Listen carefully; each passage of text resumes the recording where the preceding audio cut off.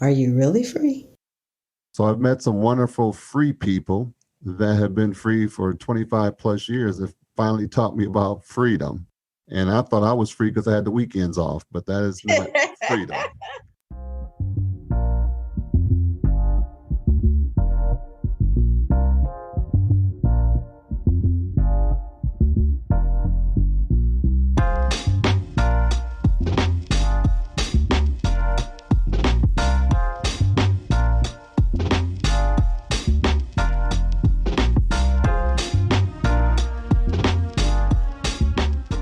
Welcome to 365 Brothers. I'm your host, Robin Shine. This podcast introduces you to Black men from across the United States, their wisdom, their experiences, their joys. It also shares some of the triumphs after diversity. Basically, this podcast is about the humanity of Black men, just as it could be about the humanity of women, of white, of brown, of yellow. I focus on Black men in this podcast because of the statistics, the facts that Black men are more likely to be stopped by the police without a justifiable cause. Now, if you're questioning that, this podcast is the place for you to be. I ask each man the same 11 questions, and one of them asks about their interactions with law enforcement. The point of that question is to show the commonality in who is stopped, regardless of profession, regardless of age. Now, the other thing is to just share the diversity of experiences of Black men outside of what you see on TV, in movies, outside of the stereotypes and the tropes.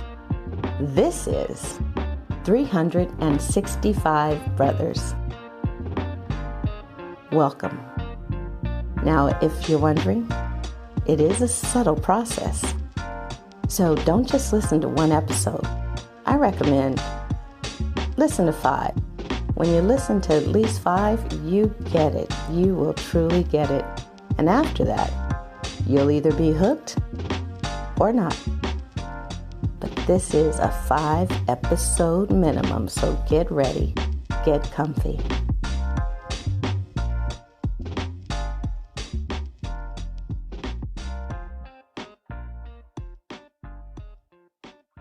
Today, we're speaking to a gentleman who is originally from Flint, Michigan, currently resides in Lansing, Michigan.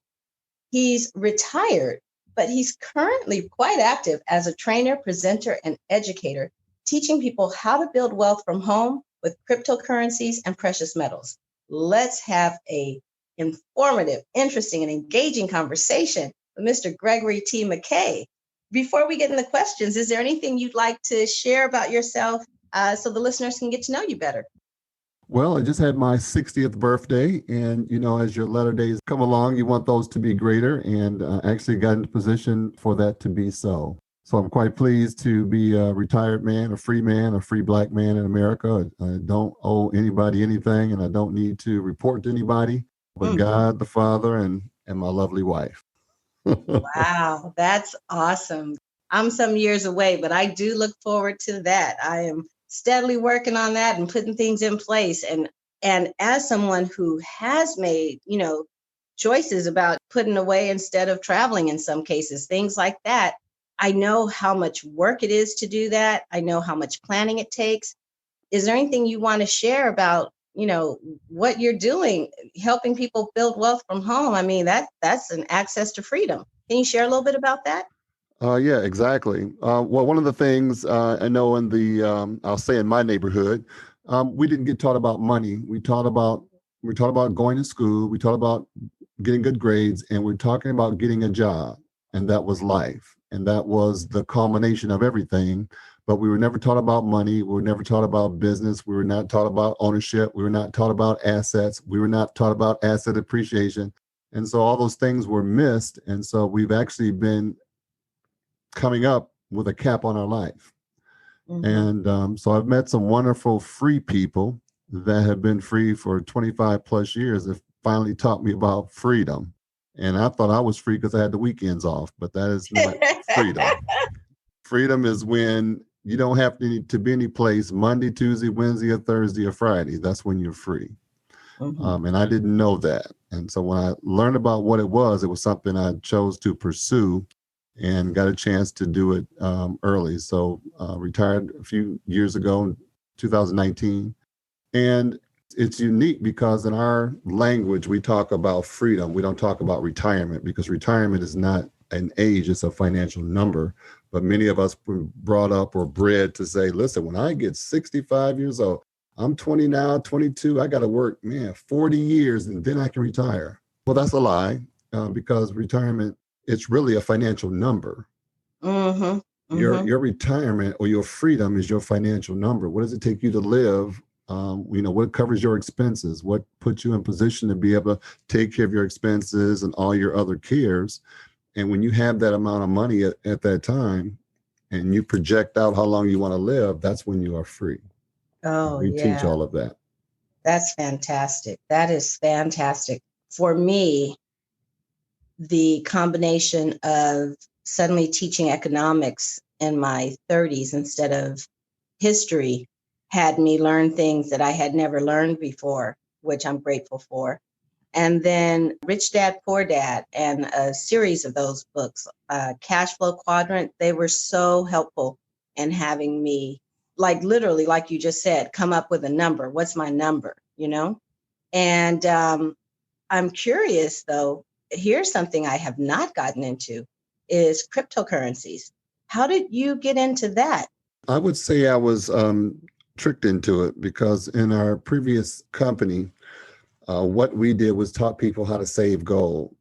And one of those precious metals that's indestructible, incorruptible, and eternal, yet only 1% in the world own physical gold. Only 1% in the world has ever even touched real gold. And that's 24 karat 999.9 gold.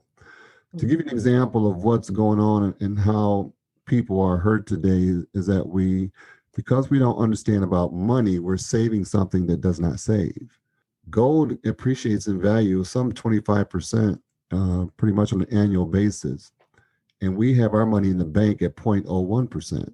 So we are adversely being affected because paper money has no store of value. And because we don't understand inflation, we're actually having to work longer and harder to do simple things. So if you think about it, the dollar bill has lost 98% of its purchasing power. It says $1, but its purchasing power, you can go to a convenience store. When I grew up, if you had $1, you could go to the store and get penny candy, pop, chip. I mean, you could go on a date with $1. Today $1 is, you can't go anywhere with $1, and that's due to inflation. So what cost $1 in 2000 today costs $20. But if you only have $1, that means you can't afford that, and now you have to work 2 or 3 hours to get that same thing that used to be $1. I know. I love this is the example I use with my students to make it really clear. I say, write down the price for chips and for a soda when you were in 3rd grade. And now write it down when you were in 6th grade. And now in 10th grade. And, my kids are seniors. I said, now write the price as a senior. And then they see, it's like, oh my gosh, okay, so I'm not getting anything more, but this price is still going up. And it's like, yes. And so when you mention that savings rate in the bank, we are literally losing money because what you put in today, you've lost 2 or 3% by the end of the year. Yes, that's exactly right. And inflation is about 3 to 5% per year. So we're actually, if you want to say safely saving money, we're safely saving and losing at the same time. And so we teach our people to just put their dollars in a different position so that they can grow and appreciate. We do that with gold and also with cryptocurrency, because cryptocurrency is the way that the future is going. And we are really teaching people ahead of what's to come so they can be positioned when it does come. That's fantastic. Well, how to reach you and get in touch will be in the show notes for anyone who's curious. In the meantime, let's go ahead and get started. Great. What's your favorite song or movie, either now or all time? But the one song that really fits, or the thing that I like the most is "Love Is in Need of Love Today" by Stevie Wonder. Mhm. Growing up I've seen a lot of different things, and love has always been an anchor in my family, and it crosses all religion, all races, all colors, all creed, all people. And so that song and it's almost really apropos for today, as a matter of fact. It's Love Is in Need of Love Today. So that song by Stevie Wonder is my favorite. Yeah, understood. What's a favorite childhood memory? And when I was in the ninth grade, I was part of NAACP Youth Council. And somehow I was elected president of the Flint Youth Chapter in the ninth grade. And the significance of it for me was that it was seventh grade through college. And so to be nominated and elected to preside over young people and older people, I thought that was quite surprising. And it kind of gave me a picture of my life going forward, that I would be in leadership in some type of way or form, because that's how people saw me, even if I didn't see that in myself. Wow, that is quite impressive. So you had membership all the way through the college years, and in ninth grade, you were elected to be president of this youth branch. Exactly. Not bad, not bad. Had you participated in any leadership positions before that? No, no, I was just a part of it's one of those things where you're doing socially, to have fun and meet girls and all that stuff. But I imagine I must have said some serious things. Apparently, somehow I must have carried myself and presented myself in a way that it would garner respect, because when you're a young person and you're telling college people what to do and all of that, that's that's a big it's a big deal. Yeah, yeah, that's awesome.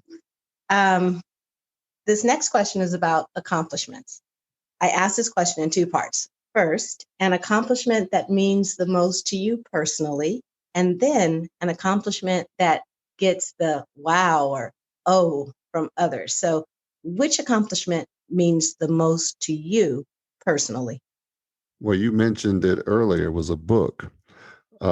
One of the things, or the gateway to a whole lot of life, is through the reading of books. And in 1999, I read the book Rich Dad Poor Dad. I've grown up with a lot of professors, PhDs. My grandfather was the first tenure professor at the University of Michigan. He's a Hmm. Fulbright scholar, and actually attended Western Michigan University. It used to be Western Michigan Teachers College, and then became Mhm. Western Michigan University. Went there in 1928, and I actually graduated from Western Michigan University. So I have that in the Wow. family. So I've been around very well-educated people. But when you ask the question about who was wealthy, nobody was wealthy. So it was determined for me that we can be intellectually smart but competently ignorant about money. And so when I read the book Rich Dad Poor Dad, I said, well, I'm on the poor dad side. I don't have any assets. I got an Mhm. education, I got a degree, I got a lovely wife, built first person to build a house and build a house in the family, blah blah blah, but did not have any assets. So when I read that book, I actually took out my money out of my 401k. I had over 250,000. I took it all out. I took Mm. it all out and ended up with about 200,000. And I started a company called Great Home Buyer Solutions, Greg Renee, eventually Austin and Taylor. And so I grew that business from 200,000 to over $4 million in holdings. Nice. So that was my greatest accomplishment, in that you can start something once you learn something. And so you got to, open yourself up to looking at some other things. But the Hmm. uniqueness of it is that while I had gotten to the mountaintop, multimillionaire and all of that, in 2008, we lost it all. When Mm. that market crashed, we lost it all of our holdings, all of our savings, everything, because that marketplace had never happened before and you couldn't read about it in a book. So, in my 50s, having to start all over again from zero. And so you can go through the journey, but it really is about how do you get up. And so where I am now is a testament of being able to get back up.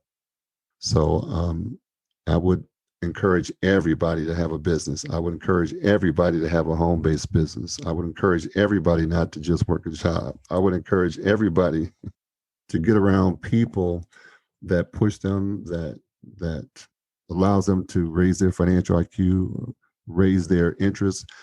Really just have a dream. If you can just have a dream. Fantastic. What's the accomplishment that gets the wow?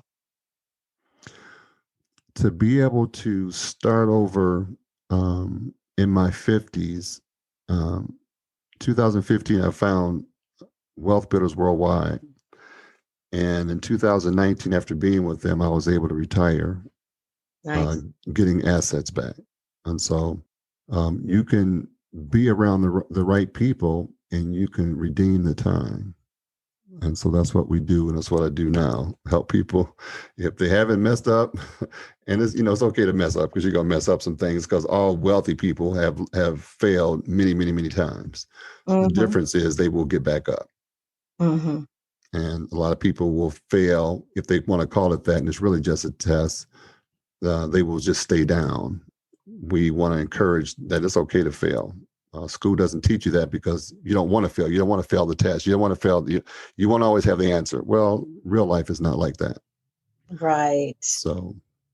Yes, it's a grand adventure, and Yes.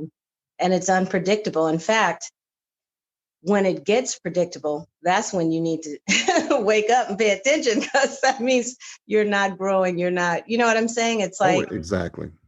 yeah. Yes. Yeah. There's no faith in that, going out to build wealth or to change things for your life. You have to step out on faith. It's not one thing my mom says, because, talking about quotes, she says, bend in the road is not the end of the road unless you fail to make the turn.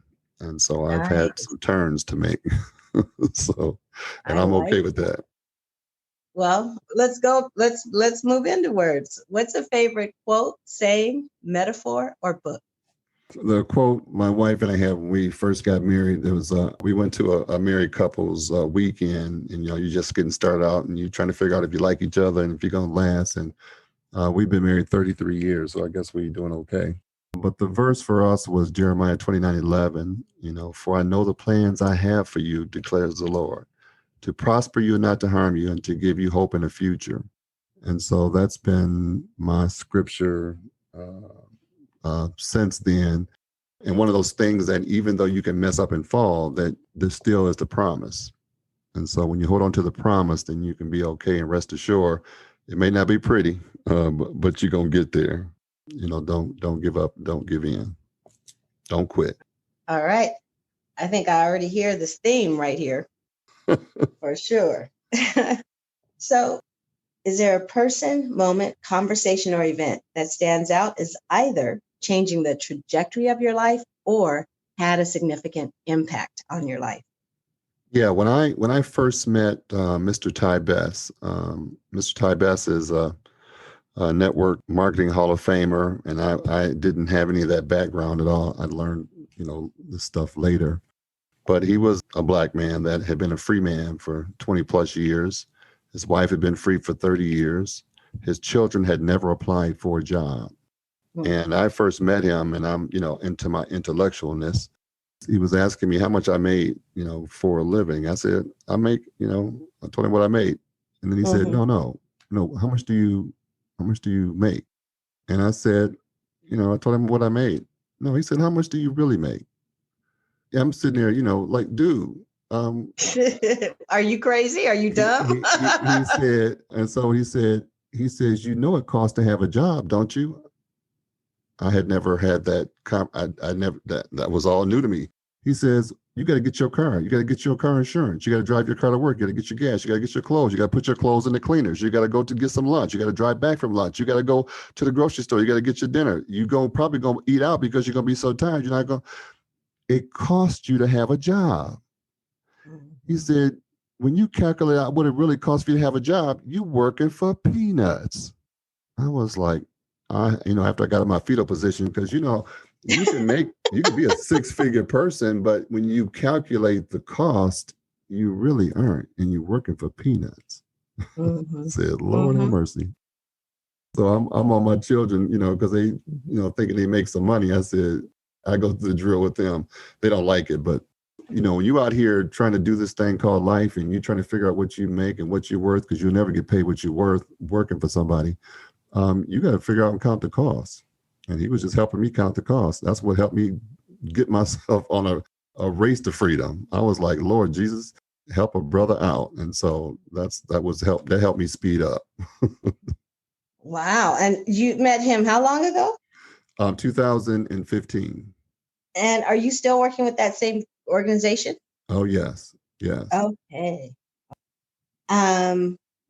What is a moment or event that highlights your experience or, kind of signifies your experience as a Black man in the United States? I would say knowing that with great success comes great failure, and that if you can get around the right people and the right support system, that you can come back from anything and build something again and again and again, and then be able to do it on your own terms. Now, it'll take a unique mindset to do that, because we've been so conditioned to do things in a certain way that once you step outside that box, now you are the odd person out. And so a support group is so important, especially for Black men, because Well, put it on the court for us. Give us that moment or that event. When did that become clear to you, or which was the first that really buoyed you? well, I had when I read the book Rich Dad Poor Dad, and I started my real estate company, the reason for doing that was to be able to empower Black people to have home ownership, because we got cut out from different things. So I learned the mortgage business, the finance business, the credit business, everything else that was associated with that, so that I could put people in position that were cut out. I'm talking to renters paying, $700, $1,000, $1,500 a month to rent when they could be owners. But if nobody helps you or empower you, or to even introduce you to it, you don't even think it's possible. Mm-hmm. So just being in a space of possibility, and I think I've been like that all my life because of my mom. Just being in a space of possibility, that anything is possible, irregardless of the outside things that we run into as people of color, because there's so many barriers and roadblocks and hurdles, and just being able to overcome all of those different things and still be successful. Well, I can hear that that book really was a life-changing moment. Yes. I read Go ahead. he's got so many books out, and the latest book I read is Fake Money, Fake Teachers, and Fake Assets. It's eye-opening. I'd recommend everybody get that book. Okay. Yeah, I think I've only read 2 of them. I read that the original and the cash flow quadrants. Okay, Yes. I guess fake is on my list. Yes. That's why they call me Professor G, and I was really insulted when he did that, because I said, I'm not a professor. Professors are broke. And then so I turned it around and say, okay, well, I teach on the right-hand side of the wealth quadrant. I'll teach you about business and about investing. And so that way it's a win-win. Right. Well, I'm curious, and there may not be an answer for it. And if there's not, that's okay. Mm-hmm. But, I hear how significant that book was. And then I hear how you made the leap to, wanting to empower more Black people with this information, with this knowledge. Was there something like what allowed you to go from, just reading the book to the commitment to uplift others with financial knowledge? For me, I looked at my own family for the last 4 generations, and I recognized education was a staple for our family. My great-great-grandfather was the first Black man to graduate from high school with an ability to read. And so that's how education was so important, for the family. That was in Michigan? No, he was from Tennessee. We Uh-huh. ended up in Michigan because he learned how to read. People were bringing contracts to him for him to read, to help them to buy property, to make deals. And because he was empowering folks, they threatened our whole family's life, and so they had to leave. Otherwise, they was going to be killed. Mhm. So they threw a dart on the board, and that's how we ended up up in Wow. Michigan. Wow. That's okay. I'm glad I asked. Yes, so that's Uh-huh. how my grandfather and his brother ended up going to college for education, and his degree was in education. You Hmm. know, And so so you saw this commitment to education and then, right, but we didn't understand the whole dynamics of it.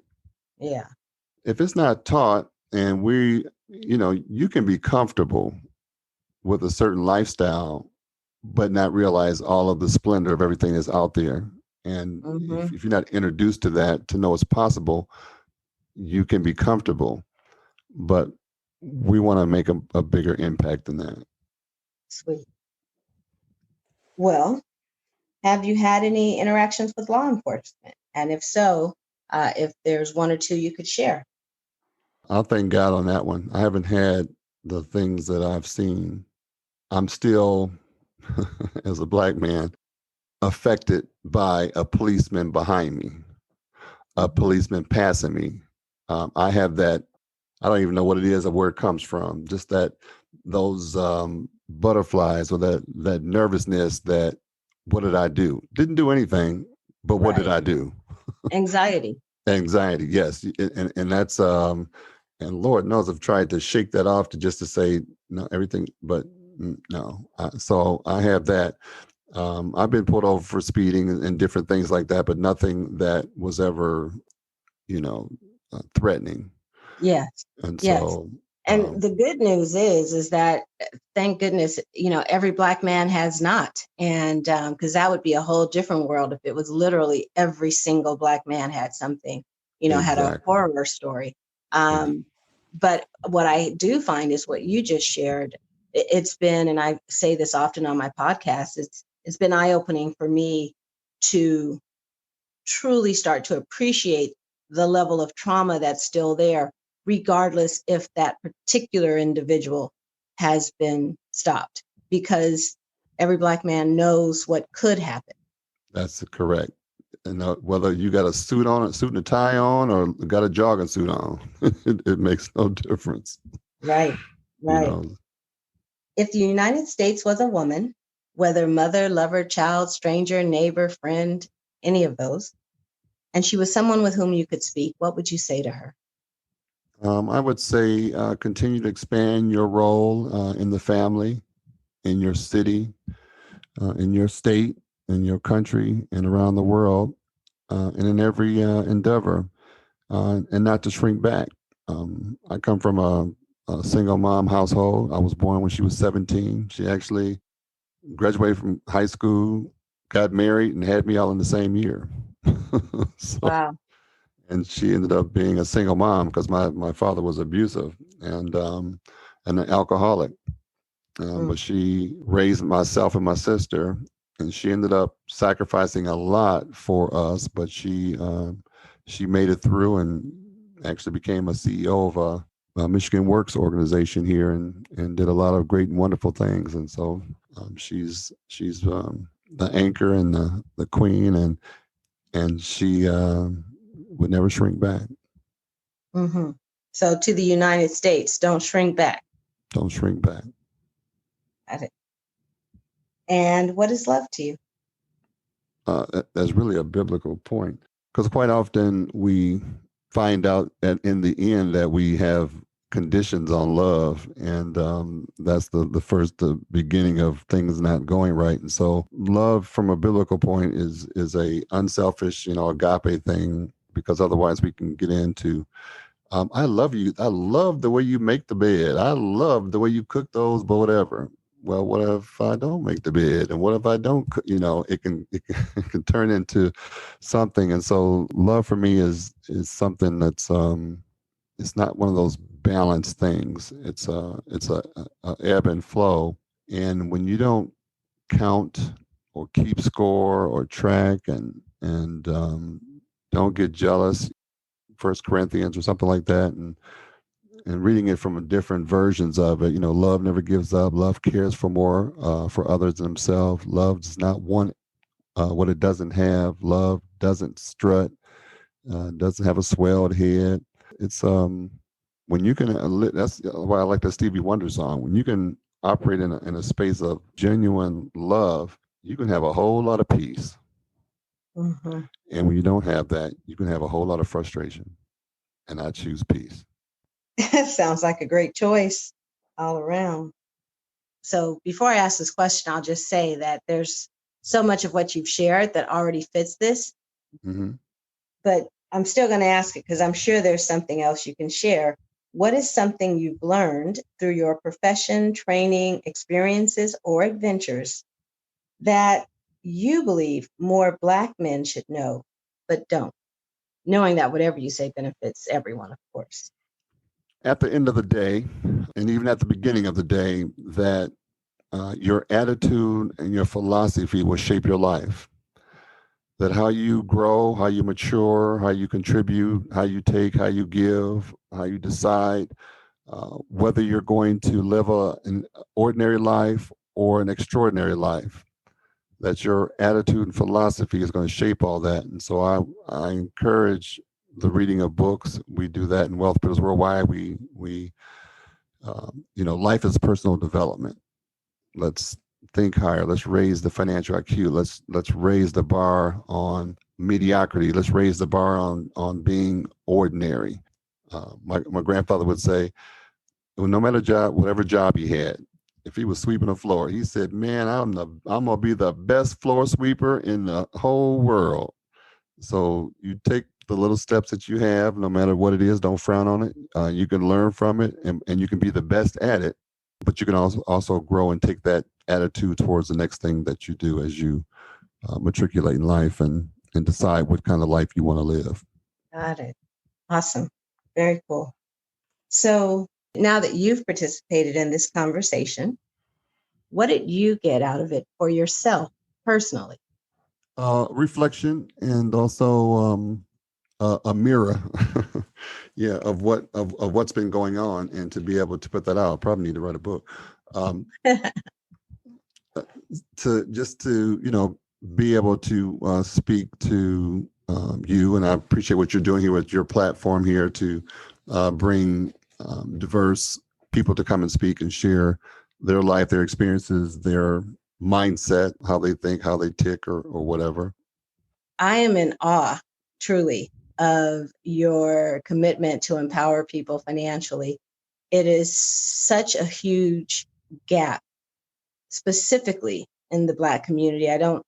There are just so many statistics that could be pointed to that bear that out. And that you took your money out and then put it down and started this amazing business. And then when we had this, once in a lifetime event take you out, it didn't take you out. It took out the business, but it didn't take you out. So I just acknowledge you for your perseverance and your commitment to the next one, the next one, the next one, and living full. I just hear that you live a full life. So, and the last thing I'm going to say is thank you so much for reintroducing the word freedom, like to live a free life. It's not a phrase that I would have, I've not used it that way before, like being financially free as freedom.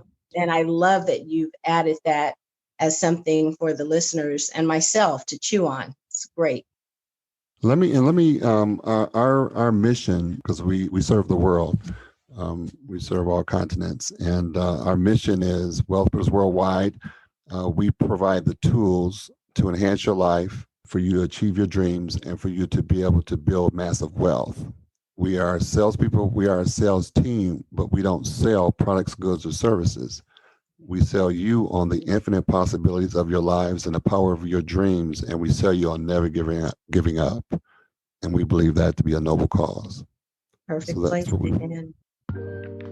Thank you for listening to 365 Brothers. I certainly hope you enjoyed the episode. I encourage you to subscribe, please leave a review. I want to know what you think.